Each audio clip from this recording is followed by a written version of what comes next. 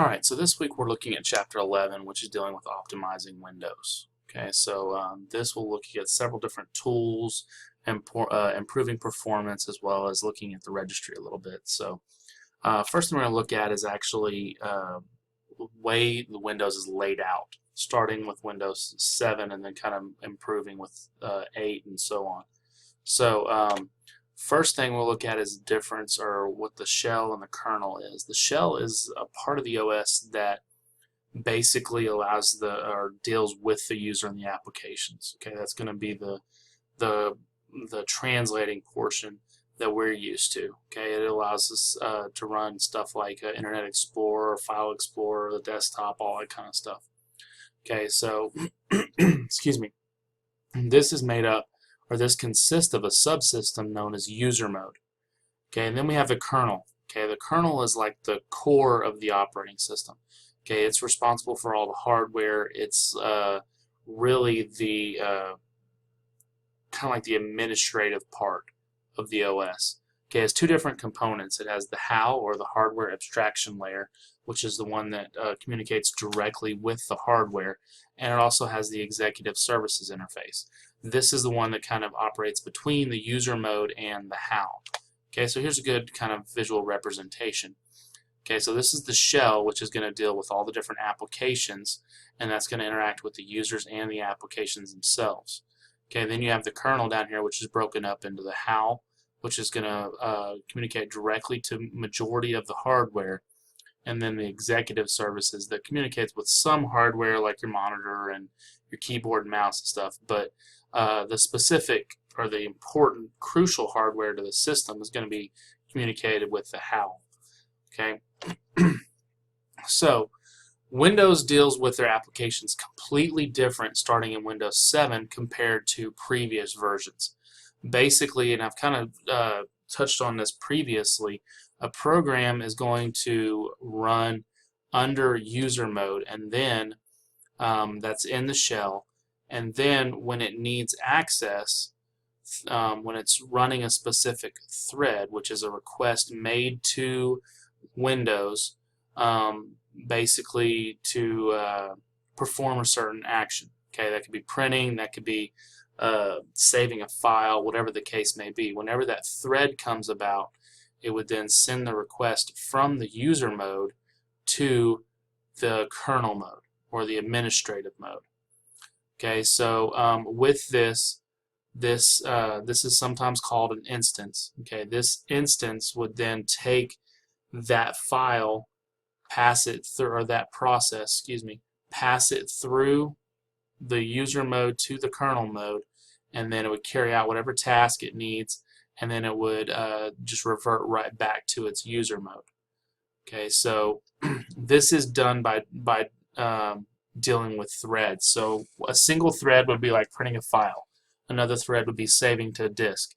Another thread would be sending a file through the network, something like that. So when you have multiple threads, or more than one thread trying to being sent at one time, it's known as multi-threading. This multi-threading is really how most computers operate today and make it very efficient. That's how our computers have gotten so fast, as they allow for multi-threading. Because, let's face it, in the example I gave, those three different threads deal with three different aspects of your computer.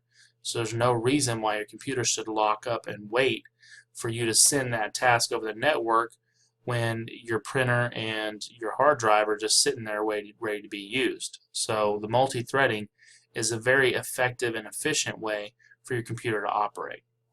Okay, so the first, we're going to look at multiple tools within this chapter. The first we're going to look at is a task manager. Task manager is a great asset to Windows because it's a really quick way to look and see how your computer is responding, what's going on, and what kind of issues you might have. You can access it in multiple different ways. You can type in taskmanager.exe under Start and Run. You can press Control-Delete on your Windows machine and select Start Task Manager. You can right-click anywhere on the taskbar on a Windows 7 or Windows 8 desktop and choose Start Task Manager.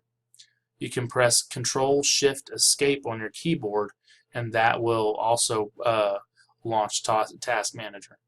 And then I already mentioned typing in taskmanager.exe under Start, or pressing Windows X and clicking it as well. Okay, so the Task Manager is broken down into several different tabs. The first one we'll look at is the Process tab. Okay, this is going to show you all the processes that are currently running within your system, whether they're background, they're forefront, whatever. Okay, so you can actually go in and look at these processes in detail if you want to. Okay, so for example, here's my Task Manager here. Here's a list of all the processes that are currently running.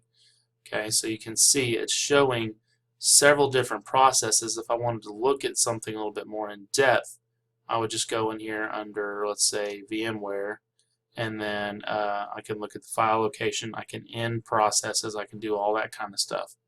Okay, so this is like your first, probably actually your Applications tab would end up being your first place to go and actually look and see where you wanted to end a process or end an application. If you see one over here that's saying not responding, then that's one that you'll want to go through and end, or try to get that that application to close out. Okay, the Details tab is used within Windows 8 to actually show you where you can end processes and stuff like that.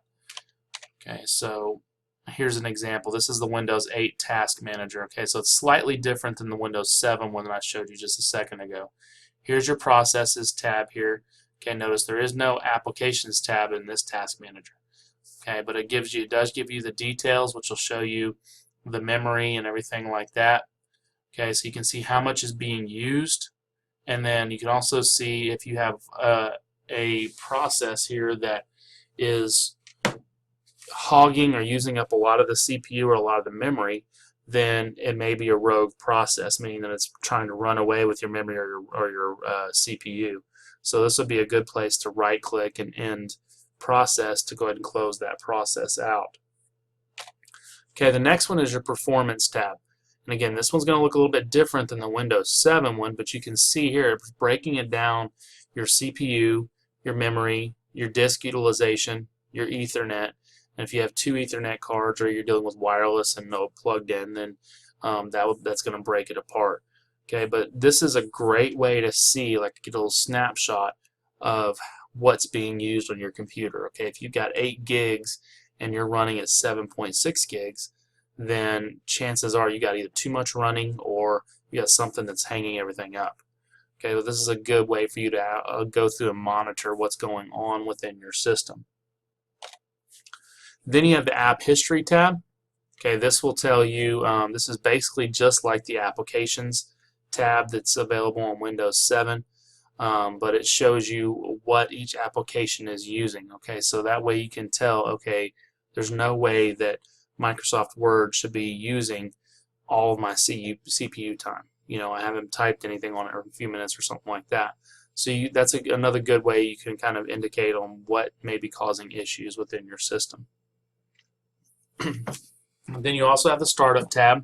Okay, this is where you can actually go in and see what is being turned on by when you start up, so that you know what applications are going to be running in the background when you first begin.